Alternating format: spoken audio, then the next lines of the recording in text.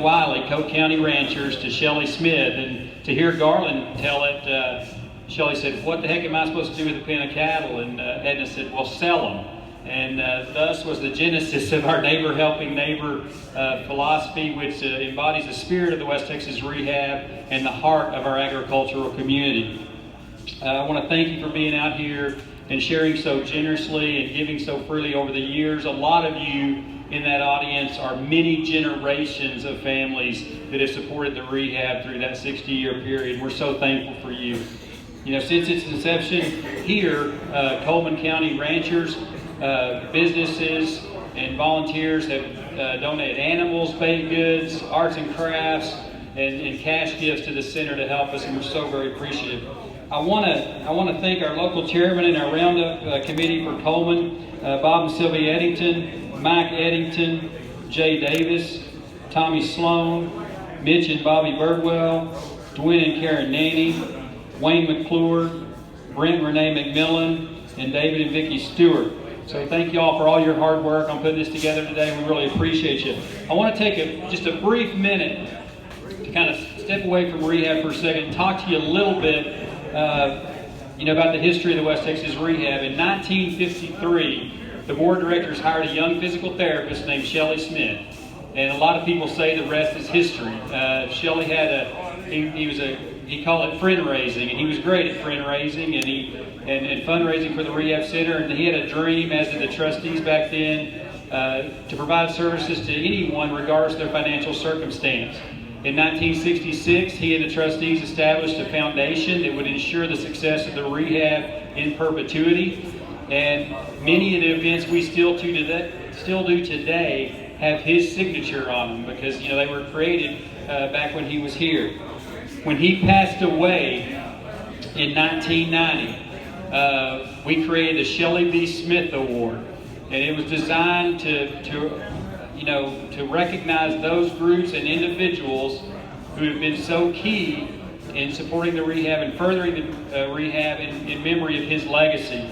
And today we honor a very special group who made their first gift to the rehab 28 years ago. They began their trick-or-treat for rehab 16 years ago in 2003. They have raised over $23,000 for the rehab center since 1991. They always are here helping out at the Coleman cell, and it's my pleasure to recognize the Coleman High School Student Council with the Shelley B. Smith Award, and they are the only student council to have ever received this award in the history of the Rehab Center. So please give them a round of applause.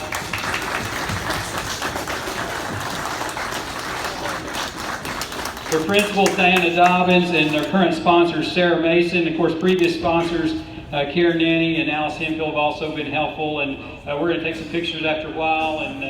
But can't thank you guys enough for everything you do for the Rehab Center, and we appreciate you very much. I'd like to thank our Roundup for Rehab sponsors, our presenting sponsor, Ekdahl Nelson Farm Ranch and Commercial and Residential Real Estate, our Group 4 member-owned electric co-ops, Pro Petro, B4 Farms, Bargee Feed Yard, Central Texas Farm Credit, Lone Star Beef, and Red Chain Feeds.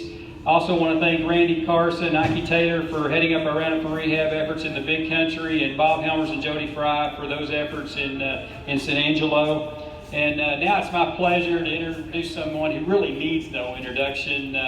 He's a great friend of the Rehab Center, a great friend of the agricultural community, and he's our honorary Roundup chairman. And in my 20 years, it's been my honor to call him my friend, Mr. Red Stegoff. Thank you, Steve. And I realize how really fortunate we are to live in this part of the world where America really lives.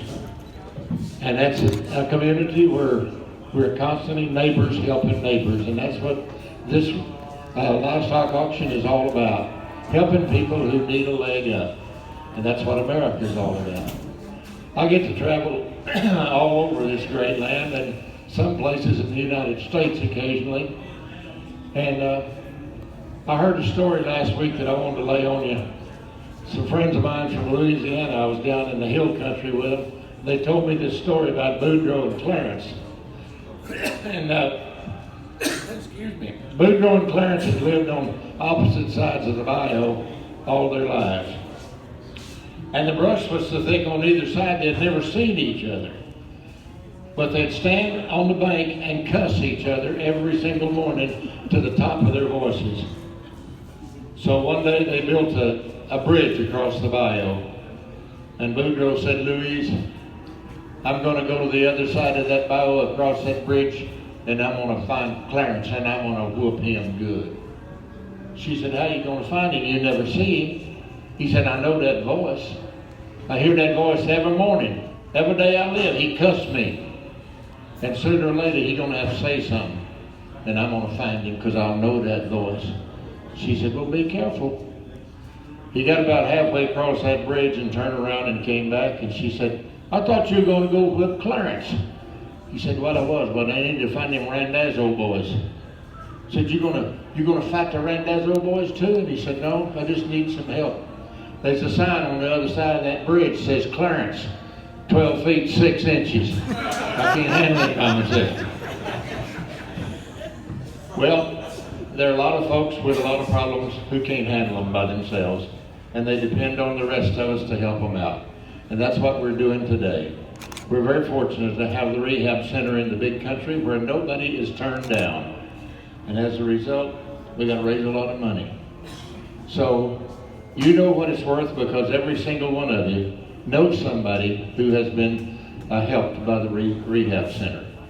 So let's dig in our pockets and help raise some money for some folks who really need it. That's called Neighbors Helping Neighbors. Thank you so much for being here.